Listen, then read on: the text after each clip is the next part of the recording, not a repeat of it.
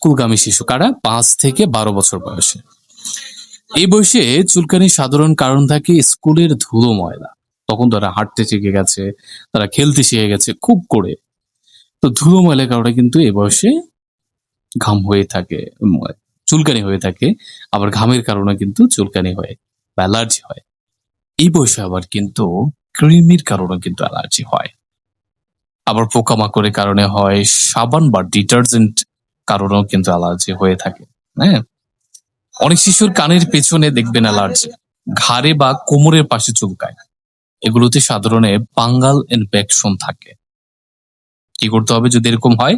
শিশুর পোশাক সব সময় পরিষ্কার ও শুকনো রাখতে হবে এবং চুলকানো জায়গায় বারবার স্পর্শ করা থেকে বিরত রাখতে হবে। মানে চাইলে যে চুলকাবে বিষয়টা এরকম নয়, চুলকানো যাবে না, শিশুকে চুলকাতে দিবেন না। ঠিক আছে? চুলকাবে কিন্তু সেটা যেন অতিরিক্ত না হয়। ঠিক আছে?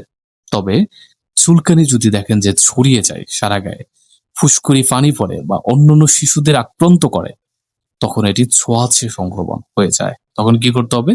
একজন ডাক্তারের পরামর্শ নিতে হবে। দেন এই বয়সটা তো কিন্তু শিশু অনেক চঞ্চল থাকে।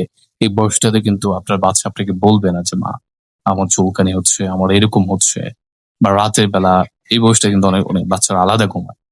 আপনারা জানেন না যে আসলে বাচ্চার ভিতরে কি হচ্ছে। হ্যাঁ, আপনাদের খেয়াল রাখতে হবে, বাচ্চাকে জিজ্ঞেস করতে হবে। ঠিক আছে?